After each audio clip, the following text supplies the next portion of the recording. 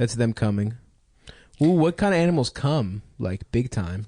Like Turtles jizz come? a lot. Yeah. Dogs actually don't have like they don't nut. They just fucking leak cum. It just leaks. Yeah. That seems so unsatisfying. But no, turtles bust. I like busting a nice Mataroo. Which animals fuck for pleasure? There's not that many. Dolphins for sure. Dolphins, bonobos, yeah. Bonobos. Yeah. But monkeys are too fucking muscular, dude. Well, bonobos are like matriarchal. Like there's like a lot lot of lesbians. They eat each other's Everyone's pussies eating and stuff. bonobos. Yeah. It's tight. I would love to. We all heard Yes, that Queen fucking podcast. Oh yeah. What was that one? I don't know. One of the fucking guys we fucked. The bonobos. It was episode? the guys we fucked. The bonobo episode. So we fucked bonobos this week. I fucked Harambe, and let me tell you, it has completely revitalized my relationship with Steven. He was cheating on me for like 2 months, and I was like, okay, we got to talk about this. And he was like, maybe you should fuck a dog. So I did, and it's never been better, our relationship. He just leaked onto me. Do you think, Somebody told me they got $250,000. The good for them. Ladies. The ladies. Good for them. The fuck ladies. We're getting I don't there. dislike them. Did it sound like I disliked them when I said that? I just resent anybody that gets any kind of money. Yeah. I found out Mike Lawrence got $100,000 for winning that roast master thing. Good for Mikey. I'm like, I hope he fucking falls down the flight of stairs. I mean, it would be okay after, but something bad. Oh no, dude, his athletic career would be done. Yeah, that's true. His act outs He's a would be track over. guy, right? Yeah. I love when anybody shines off a podcast. As a podcaster, Is there a wheelchair comic? There isn't, There's right? a million wheelchair comics. Yeah, You seriously asked that question? Is there a guy in a wheelchair who does stand-up? there's Eddie Wheels. Well, I guess Cosby sits down. There's fucking there was a guy who used to come to Wiseacres, the sit-down comic. Huh? The sit-down comic, did you ever see him? He was a Wiseacres guy. He would show up, and they would have put like a special ramp next to the stage so he'd get his motorized wheelchair up to the stage. And he had like CP or something. And he was this like middle-aged white guy who had this like African servant. This like this super this like like super a nurse, like a super dark black guy that was just like would hold the microphone for him to his face, and he'd be like, "Hello, I am the sit-down comic. I would stand up, but I can't," And it was bizarre. Did he kill? Did he bomb? Never. He always bombed. It was the open mic. I mean, right. The only people that killed were guys that were friends with like Rob Mayer and Andy Klein and Norm Wilkerson and right. The crew, the Wiseacres boys. Them boys. Right. Those guys, what's so Them funny is I franchise think boys. back to when I was like 16, 17 hanging out there, and then like the people I would hang out with, they were like adults in my head, but they were like 26, 27, and they would wear like button-down shirts tucked into their pants and had like finely groomed like goatees, and they would get their hair cut once a month. And it's they're like adults, and I'm like, now I'm older. The same age as we're older than most of them. I'm like, I don't know why the fuck they did that. We're all wearing baseball caps. What's that? Baseball caps right now, except for me. Yeah. Yeah. Well, my life is in shambles. That's pretty much the episode right there. That's folks. a good one. Yeah. Goodbye. Hey everyone, we're proud to announce that we are going to be a part of the Indianapolis Crime Con this year, held June 9th through the 11th in Indianapolis, Indiana. Besides just us, guests they're going to have there include F. Lee Bailey, John Ronson, an author who wrote a book called The Psychopath Test, which I absolutely love, and the attorney who handled the Stephen Avery case, which is going to be very interesting. So go to crimecon.com to get your weekend passes, and we'll see y'all there. There's no place to escape to. This is the last podcast. On the left. That's when the cannibalism started. What was that? Whoa, we're live. Stadium. It's pull on your pud day. Pulling your pud day here at the squared circle. I was so excited to be back in New York. You know what I mean? It's always the same thing. It's like coming over the BQE. You see the skyline is lit up by the moon. The stars are in the sky, and you're just like, oh, this is beautiful. It's like my city. Right? Jenny from the block, Henry from the block. Yeah, it says welcome Henry on the sign. Pretty much. Yeah. Pull up in front of my apartment building, there's just a big fat man with his pants around his ankles, just pissing all over an empty wheelchair. And in my head, That's it's the first a Brooklyn time, fireman. Yes, it seems like it's the first time it's ever just lucky to not be in the wheelchair. Yeah, that's very Was true. it his wheelchair? Was it a miracle? I don't know. Is that what happened? All right, welcome to the show, everyone. This is the last podcast on the left. I am Ben Kissel. That's Marcus Parks. Aye. We still introduce him as a guest, even though he's been on 200 episodes. 265, actually. Right. 265 episodes. Our radio, H-Bone. She's the kind that likes to fuck. Uh-oh. The kind that likes to suck. She'll kill your family. Eileen Warnos, everyone. That's today's She's topic. a lady. She is a lady. Whoa, whoa, she's a lady. She's our kind of lady. Talking about Eileen Warnos. Indeed. Well, Eileen Wuornos, Lee to her friends, was an American serial killer drifter who murdered 7 men with a .22 pistol in Florida during the late 80s and early 90s. And although she's a lot of times referred to as America's first female serial killer, she's more like the 57th. Yes, All right. but that's bad optics. Yeah, who wants to be the 57th anything? I would like to be the 57th man on the Harlem Globetrotters. If the whole team dies 5 times over, I get into starting 5. Oh, you would be amazing as a Harlem Globetrotter. Just be like, come on, shave the boy. You're the boy. Now, the reason why she got the first female serial killer label was because Eileen was the first high-profile case of a woman who, quote, killed like a man. Like a man.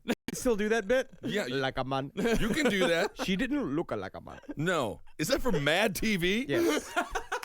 I'm on fire today. You are on fire. That show was canceled. Yeah. So was every show I've ever been on. Stu! Is that Stu? Now, that whole kill like a man business meant that she wasn't an angel of death or a black widow, which is how we usually think of female serial killers. The killer nurse or the widow. Oh, killer. Sexy. Yeah, Sexy you just, female. Yeah. Ooh, you just got me going on something with killer. stirring, yeah. I didn't realize that was something I had to type into Pornhub. But now, killer nurse. And when you think of a black widow killer, you think of like Madeline Kahn. You think of someone who's like gorgeous, wearing black lace, Sheer clothes. Yes. Just like, this being like, I've made your tea as usual, Donald. Melania. Oh, Melania's the perfect femme fatale. oh, she would be the best. Donald, why do I have to live in this ugly house? It's the White House. It is the White House. Why Daniel Day-Lewis here? That's Abraham Lincoln. I'm lost in here. You are in the. Where is our simple son? He's in the toilet. Good.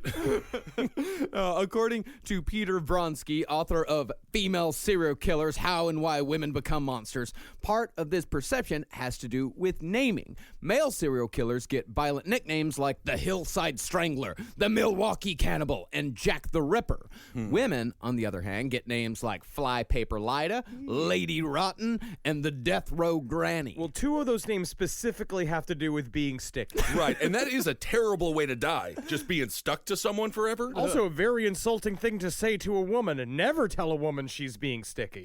I don't even know what that would entail. But also, Death Row Granny, that's kind of fun. Yeah, Death Row Granny's real name was Velma Barfield. Nice. They could have just called her Velma Barfield. They could have. My name's Dirtha Split Beef. And then there's other serial killer names that just cat lady trope, like the Catwoman, the Catnip Slayer, and the Paris Cat Eater. I don't know if that's got to do with cat ladies. Is that's Yeah. got to do with eating pussy? I don't. Right? There was a special needs person in my hometown who we called the Cat Eater, but it was a man, and he used to do things with cats. Yeah, I mean, I do call myself a little bit of a cat eater. You're inferring that you do I've oral, made love to my girlfriend. and you're proud of this. Yes. Good. Now, there were super violent women before Wuornos, but they were mostly either a part of a male-female team, like Karla Homolka or Mira Hindley, or Nazis like Irma Gressa, a.k.a. the Beast of Belzen. Never look up sexy, famous Nazis. No, In you'll your, get- I, last night I had a couple of beers and I was sitting in the room and I was just like, because I was trying to remember the name of the sexy female Nazi. Ilsa Koch. That's her name. Because I was just looking up and I was getting a lot of conflicting imagery. Well, then never watch Ilsa She-Wolf of the SS. Have to. No, Wuornos, she was special in that she was solo. There were no relational excuses with her. She was not being controlled by men, nor was she, quote, just taking orders. She only existed in her own world, and much like Henry Lee Lucas, that was the world of the Drifter. This is an important consideration with Eileen Wuornos. She is not just the first famous female serial killer. She is a big-time drifter killer, and drifter killers are something else. Yeah. Number one drifter killer. It takes a lot of self-reliance, that's for sure. I got lost the other day, and I got into the fetal position, and I started crying. Yeah, this is a pull yourself up by the bootstraps kind of serial killer. I am a huge man, and I couldn't deal with just like, I'm on the wrong street. And we're going to go ahead and be good third-wave feminists here and say that Eileen Wuornos was a drifter first and a woman second. Because you're always a drifter first. It is not about gender when it comes to being a drifter. A drifter means you have no home. You have no anchoring. You're around doing whatever it is you want. And it also means, for the most part, you're completely full of shit. Yeah. Well, you gotta be. You have to survive. Yeah, Eileen Wuornos is just a person. She's capable of just as much evil as a man is. Mm-hmm. Now, throughout most of... That's great. Thank you. That's great. Thank you. She is. You're welcome.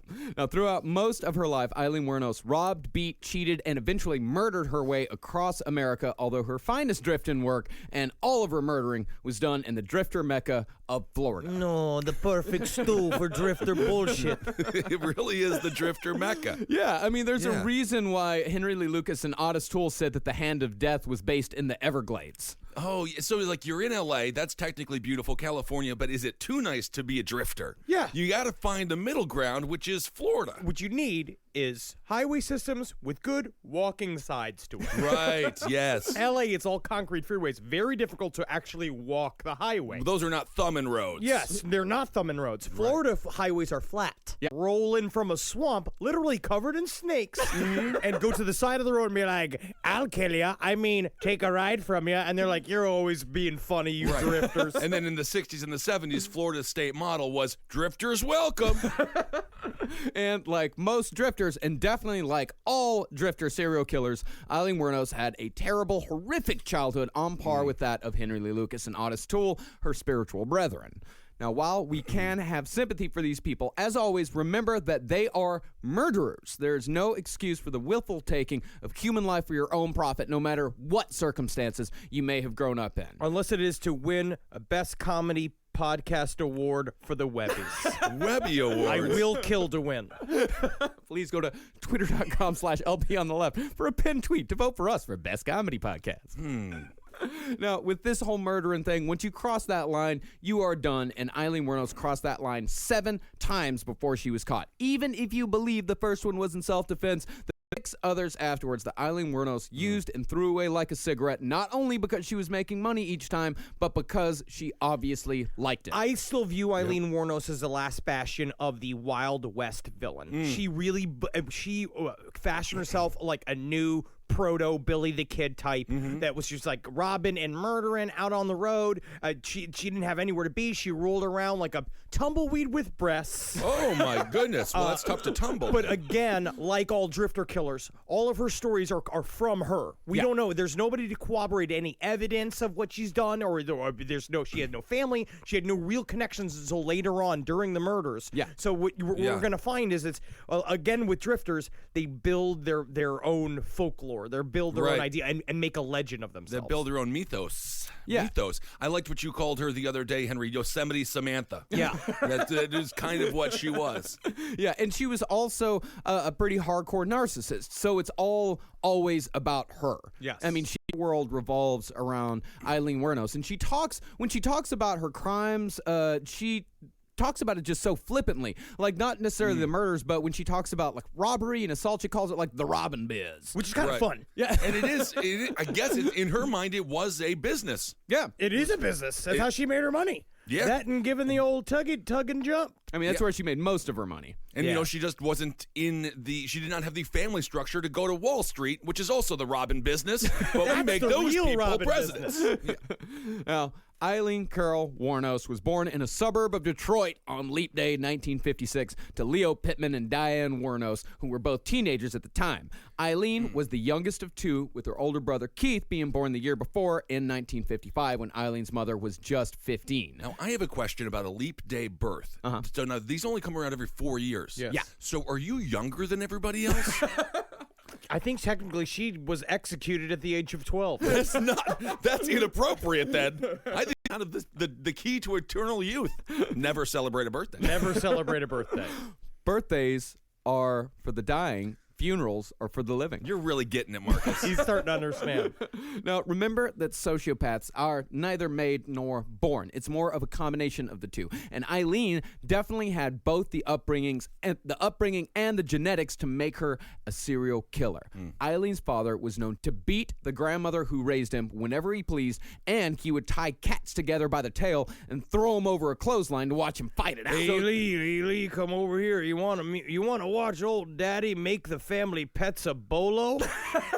That is so. As drug dealers throw shoelaces over the cords to let people know there's cocaine or weed there, is that just like there's poo-poo in our toilet? Like what? Why? That's a bad sign. I hate it when they put these Christmas decorations up early. They're so loud. I cannot sleep. I can't believe this starting. It is not even Halloween. But while Eileen's mother was pregnant with her, Leo Pittman was sent to prison for the rape and attempted murder of a 7-year-old girl. This guy was a textbook sociopath. Now, thankfully, Leo Pittman hung himself in prison in 1959. But that's not to say Diane was Parent of the Year either. Eileen and Keith were usually left screaming and crying alone with no one to care for them, which we see a lot in serial killers like Jennifer Bianchi and, again, Henry Lee Lucas. See, when a kid doesn't get any love from anyone in the first 3 years of their life, an attachment disorder can develop in which they are incapable of forming normal relationships later on, which bit Eileen to a T until she met her very own Otis Toole in the mid-'80s, who we'll be discussing later. And if you want to see an example, this is just sad. Watch it's on Netflix. It's a video about Russian adoption. Oh, God. These kids, Why are you watching that? Because if my heart doesn't break 3 times a day, I don't get to live. It's a curse. Wait, in Russia, That's what do they made me just 6'7". Do they just have like a big kid and they cut him in half, and there's a smaller kid inside that kid, and then a smaller kid inside that kid? Basically, and then they send them over to somebody here in Pittsburgh because they got bait and switched. Why did someone send me all these dead kids? I don't know. Well, they've been doing this for 20, 30 years. Yeah. I remember we covered this in high school during debate class. What they do in Russia is these kids just kind of get thrown into these gigantic group homes, these orphanages, and they get absolutely no affection whatsoever, no attachment, and then they get sent to America, and they're nightmares. They're sociopaths. It's a hard knock life for us. It's hard knock life. That sounds like fun. Bopping all the time, singing songs. You wear brushes on your shoes, cleaning the floors. But it's not a musical. They never sing. They're not allowed to talk. Well, technically, the last number is always they turn into the 2 kids, 1 hammer kids. Oh my God. Which is always bad. Oh, brutal. So in 1960, Diane Wuornos dropped both her kids off at her parents' place and disappeared forever. This left Eileen and Keith in the care of Lowry and Britta Wuornos children, along with their other 2 natural borns. Same thing with Jack Nicholson. Really? Yep. What? So sometimes these people do turn out good. Yeah, that guy from The Shining? That guy from The Shining? You mean acting legend Jack Nicholson? Yeah, he's not. I call him that guy from The Shining. Or the Joker. That's also, legend. Acting legend. Yeah, he's acting. He's not actually Jack Torrance. That's how you know he's a good actor. He's is that also- you think that he's Jack Torrance. Is he also the fat guy who eats the sandwiches on the yachts? Now he is. That's the current role he's playing with his life. Eileen would not found out that her parents were not her own until about the age of 11, and it was not a happy childhood leading up to that. When Eileen acted up, her grandfather would beat her with a belt. And we're not talking like regular early 60s type beating that was just kind of socially acceptable. This is bearskin, black belt, leaving bruises and welts type of beatings. Like these were absolutely brutal. And there is actually corroboration on this one, as Eileen's childhood friend Don Botkins witnessed it happening many times. See, Don Botkins actually stayed friends with Eileen. Eileen's letters to Dawn would be collected in the book Dear Dawn, which we'll be hearing excerpts from later. So her father, I'm going to do a sports reference, so I do want to let everybody know that's about to happen. Thank you for clearing the air. He was a more violent, much whiter Adrian Peterson. Okay. He is a running back. He is one of the best running backs in the history of the NFL who beat his son. Yeah, but did that just I to make warned him you a it was- better football player? No, it actually kind of ruined his whole career. Yeah, of course it did. Okay. Well, it's a great joke. It was just a reference. It was I'm sure many of our more sports inclined fans out there love that. I'm joke. sure they laughed and they slapped their knee for 1 second, not hitting their family. Adrian Peterson. I thought of Scott Peterson. No, it's not. Now, the book, Dear Dawn, that came out is also very controversial in my eyes. Because number one, it's our main source of information about Eileen's past is that it's her letters and the stuff that she said to in various interviews leading up to. Again, so we don't know what's real and what's not real. We do know that the grandfather bad shit that was happening in her house definitely was real because Dawn corroborated in the book. Yeah. But the book starts off as like a super like feminist kind of like stancing type thing. Yeah, well, the intro is written by this woman. Her last name is Chesler, and she's one of those like second wave feminists who think that men are scum. Every man is evil. We're not good.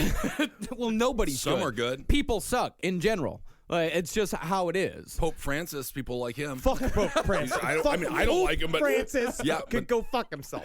Yeah, he's lying. He's deep. He's double deep lying. But Chesler was the one who first put forth the idea of Eileen Wuornos as a hero. Yes, and then you get to the letters, and they'll be like, "I'll snap a dick off with my bottom hole." You know, and it's all just about her killing stuff, and then also about how her favorite band is REO Speedwagon. She writes for many letters about how REO Speedwagon's her favorite band. They just have one song.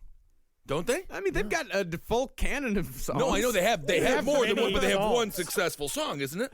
Yeah, what is it? You know what? Don't even worry Can't about fight this feeling anymore. it. Is it Carry On My Wayward? Can't fight this feeling anymore. Today's last podcast on the left is brought to you by Blue Apron. You know, not all ingredients are created equal. Fresh, high-quality ingredients make a real difference, so it's important to know where your food comes from. Thankfully, for less than $10 a meal, Blue Apron delivers delicious, quality food courtesy of over 150 local farms, fisheries, and ranchers across the U.S. right to your door, supporting a more sustainable food system and getting the highest standards for ingredients. This month from Blue Apron, you could possibly get, actually no, you will definitely get spinach and fresh mozzarella pizza with olives, bell peppers, and ricotta salata, sweet and sour salmon with bok choy, carrot and ginger fried rice, Parmesan crusted chicken with creamy fettuccine and roasted broccoli, and baby broccoli, and fontina paninis with hard-boiled egg and arugula salad. Check out this week's menu and get your first 3 meals free with free shipping by going to blueapron.com/LEFT. You'll love how good it feels and tastes to create incredible home-cooked meals. Don't wait, that's blueapron.com/LEFT. Blue Apron, a better way to cook. Now, Eileen suffered other forms of abuse as well. In the psychological form, her grandparents' natural kids were treated fairly well, but for some reason, Eileen was never allowed to receive Christmas presents and was once forced to watch as her grandfather drowned a cat she had been told she couldn't keep. All right, this is a horrible man. And this is all part as we talk about the serial killer soup. Yeah, it's all starting to come together. Yeah. And as far as the grandmother went, she was a useless alcoholic who just looked on saying nothing while all this abuse occurred. And Eileen held it all together until about the age of 8 when she started acting out in school. Now, while her functional IQ was about average, her verbal IQ sat about 20 points lower, and this got no better throughout her life. Almost like she was a 4-year-old? Like a leap year birth? This is all coming together. Yes. Well, my girlfriend Carolina, she works with kids, and we were watching some interviews with Eileen Wuornos, and was telling a story, and Carolina actually pointed out, like, she speaks like a child. Like, when she tells stories, she has a cadence like a child, like that. And then, and she also just has a very rich, like, kind of fantasy world. She can't really tell what's real and what's not, and you really see that later on in her life. But a lot of serial killers, like, they have a very rich fantasy world. Like Jeffrey Dahmer, had Infinity Land when he was a kid. Yeah, which would have been an incredible recording studio name. That would have been amazing. You can start recording, but you can never stop. Continue. Or an amusement park with the world's longest log ride. And it's just him. Yeah, it's a log ride that's just shaped like a dead Filipino boy, but you have to ride like face down on it, chest to chest with it. I'm soaking wet with water after that ride. Is this water? You look like a cinnamon bun. Oh man, it's thicker. But it's kind of like I have a high alien IQ and a low emotional IQ for speaking to people at the bank. You have a low tolerance for bullshit. Yeah, too real to be your friend. Well, with a lot of serial killers who have this like really rich fantasy world, what happens when they're kids and when they have like these horrific childhoods, the fantasy world and the violent fantasies they get intrinsically linked, and those violent fantasies never really go away until finally one day that fantasy becomes a reality. And we talk about all the time, like about how serial killers then edge. They do the thing where they slowly but surely create the circumstances where they will start killing. Where they want to get there. Yeah. And I think Eileen was kind of obviously sexually assaulted. Obviously had to deal with a lot of horseshit growing up, and started learning. She started to see how I could get some positive, quote-unquote, positive validation from doing bad shit. Yeah. Now, because there was such a large gap in her cognitive and verbal skills, Eileen, she'd get easily from a hair-trigger temper that she would never be able to control. See, if you watch the documentary The Life and Death of a Serial Killer, you can see her temper on display again and again. When the documentary maker says something she doesn't like, just something swishes in her brain, her eyes bug out of her head, and it is not hard to imagine that bug-eyed face would be the last one you see before she pulls a gun and shoots your ass. She reminds me, I'm not going to completely say of my mom, but it is that, it's like that look. They always say like the look. Like my mom, it's a famous bit in many various family-friendly stand-up bits. Absolutely. But it is like that, where she is very frightening. Yeah, but then it seems like she could just flip it right back into just being like, okay, see you later. She absolutely can. She absolutely can, because there is actually like one part where she is like really railing at this guy and yelling like, they're daring me to kill again. And then a couple of minutes later, she's like, okay, bye. Bye. Good to see you. Bye. Give hugs. I'm a hugger. She would say that a lot. I'm a hugger. Horrifying. Yeah, I mean, from a young age, she was horrendously difficult to get along with, which isolated her, which made her angry, which isolated her even further. And as far as learning in school went, she was diagnosed with hearing and vision problems, but her grandmother just didn't give a shit. She blamed all of Eileen's problems on just, quote, not paying attention. You know what she needed? A Michelle Pfeiffer. She needed a hero teacher. And I'm actually saying, most her life, living in a drifter's paradise. Churning up the butter? That's Weird Al. That's Weird Al. No, really, Eileen Wuornos, like, you really wonder what would have happened if only somebody would have given a fuck at one point in her life. You know, and that's a lot of serial killers. Also, I find it very interesting to note that the main problem they say that if the reason why you're not making it up the bridge is not paying attention, it's MUs. It's true. It's having too steep a gradient. Yeah, is that Scientology didn't help? Did you just sneak in Scientology? Yes. You are never allowed to read Dianetics ever again. L. Ron Hubbard, he died. I know he. Don't talk about him. I'm very worried about you. I have wired Scientology words and terms into my brain. You did this, dude. No, don't point at me. I didn't do anything. You've been bitching at us to do a Scientology episode for years. Yes. If you become a Scientologist, your head is in the toilet. No. I don't like the dictionary enough. Now, Eileen went back and forth as to whether her grandfather sexually abused her or not, but her behavior starting at around the same time she found out her grandparents weren't actually her real parents points to a resounding yes, he did, or at least someone did. Yeah.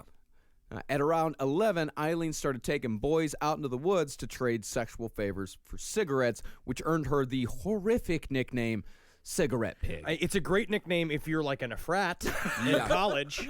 I am pretty certain that was a nickname of mine. Fairly certain. Ben Cigarette Pig Kissel? Yeah. Why do they call you Cigarette Pig? Especially back in the day, the old fat pictures of him. Him with the thing of Marlboros hanging out of his sleeve. He's definitely a cigarette. Yeah. Big pig. Bigger than a pig, yeah. More than a few boys later said they lost their virginity to her out in the woods, sometimes 5 or 6 at a time. Also Kissel in college. Yeah. I took a lot of boys out to the woods. And many of them said that when Eileen would try to take one of those sexual relationships public, the boys would either pretend they never met her or would viciously reject her. And this is something you see in childhood sexual abuse victims quite a bit. Like She obviously, I think she had to have been sexually she was abused. obvious that she had to have been sexually assaulted, like because they start using sex as a kind of validation, a kind of currency. Because their whole idea of affection has been corrupted by somebody that you trust most of the time. Normally it's somebody that you trust came in, destroyed your idea of connection. Now you view this as this like a dirty thing because they make the sex thing. They make your sexuality is a dirty secret thing, and now you could have to use it as a weapon almost. And also it's like a weird way. It's like this is how I get my grandfather's attention. Yeah, and this is now how I will get the neighborhood's attention. It's very bizarre. I mean, being taken in foster kids, many of them had sexual abuse, and you can tell. I mean, it is the worst thing you can do to a child. It robs you of everything. It really it does. cores you out as a person. I saw the kids. I mean, honestly, I do talking the bit about how I was the only boy in the altar boy crew to not be molested. All the rest of them, you can't find them on Facebook. And I don't know if that just straight up means they're dead or they're just not around. Like, they're just not around. Well, I mean, plenty. I mean, you can come back from it. Plenty of people. Of course come, you yeah, can. plenty of people come back from childhood sexual abuse. But it takes a lot of work. It takes a ton of Yes, work, it does. but a And lot you of people definitely don't. You know, can't graduate to being a drifter killer and No. expect to make the proper work. No, that you're you not need. going to find a good trucker counselor. More. Is that it? Yeah, that's what I do every single time I have a problem. I leave it in another city. I do miss like what was it? The '80s where trucking was cool. It is cool. It is cool. I love a truck driver. My father was a truck driver. more the 70s. I mean, you have like truck driving hits. I've actually got a pretty good collection of cassette tapes that are all collections of country songs about trucking that you could buy at truck stops. I've got like 6 volumes, and it's just 2 sides of nothing but trucking songs. Convoy. Yeah, 6 days on the road, 18 wheels and a dozen roses. So they're actually songs about trucking. No, it is literally It's not like knockoff Leonard Skinner It is songs. 6 volumes of nothing but trucking songs. Driving about songs about driving. Interested. So right from Wheels on a Bus to 18 Wheels. Actually, 18 Wheels and a Dozen Roses by Kathy Mattea is a beautiful song. It's actually one of my favorite songs. 4 more miles. Don't sing. Okay, that's fine. On a 10-day ride. It's just all shitty versions of Turn the Page. At 14, Wernos got pregnant. No one knows for sure who the father was, but the rumor put the child to Chief, the local pedophile. Again, I don't understand how they have a local pedophile. How isn't there a local sheriff that arrests the local pedophile? You didn't grow up in a small town. Yeah, it's It wasn't definitely that big. I'll tell you what, it's not a voluntary position. You I were don't told you were the town pedophile. You're like knighted? The you town just no. I mean, it's an unofficial ceremony. Oh, I see. It's really weird sometimes in these, because she grew up in like a small suburb. It is really weird sometimes, and I had that too when I was a kid, is that there was the guy that like everyone knows that dude is a pedophile. Yeah, because he's always fiddling. Yeah, he's fiddling about. And he's doing the same thing, the Albert Fish thing. It's like any man over the age of 19 wearing overalls with no clothes on underneath it is the local pedophile, or he's a captain living in a shack. Yep.